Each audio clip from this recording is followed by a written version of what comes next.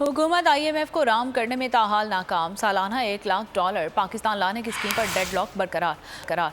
आलमी इदारा स्कीम पर पाकिस्तानी मौक़िफ़ से मुतमईन न हुआ। IMF को बजट की मंजूरी और तरमीम से आगाह किया गया। बताया गया कि आइंदा बजट में टैक्स आमदन मजीद 215 अरब रुपए बढ़ाकर 9,415 अरब रुपए कर दी गई है। नॉन टैक्स आमदन बढ़ाने के लिए लेवी बढ़ाने से भी आगाह किया गया। IMF को नए टैक्सेस, बजट मंजूरी और शराइत पर अमल दरामद से मुतालिक भी ब्रीफिंग दी गई है। मुआशरी टीम ने IMF हुकाम को स्टाफ लेवल मुआहिदे की दरख्वास्त की है। IMF ने सख्त मुआशरी पॉलिसीज जैसे इकदाम पर अमल दरामद की कोशिशों को सराहा है। $1 लाख की स्कीम पर बजट में बात ना होने पर वजाहत मांग ली है। वर्चुअल मुज़ाकरात आज जारी रहेंगे और मुआशरी टीम स्कीम के बारे में वजाहत देगी। ज़राए का कहना है कि आज की मीटिंग में बातचीत मुस्बत रही तो मुआहिदे की तरफ भी जाया जा सकता है। तू की जाने यार अमीरा, रोटी बंदा खा जाती है।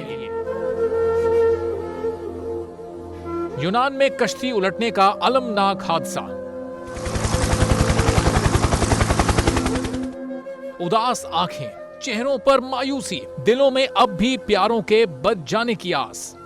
मेरी दरखास्त है वज़ीर आज़म अगे जल्दी तो जल्दी मेरे बच्चे की तलाश की जाए। गम की इस घड़ी में बोल रहा अपनों के साथ, सहाफती फराइज को निभाते हुए पहुंचाई हर खबर अवाम तक। और यूनान में महाजरीन के जहाज को हादसे के बाद अब रेस्क्यू ऑपरेशन खत्म हो चुका है। 68% अवाम ने कश्ती हादसे की पल पल की खबर से जुड़े रहने के लिए देखा सिर्फ बोल न्यूज, क्योंकि बोल है पाकिस्तान का नंबर 1 न्यूज चैनल।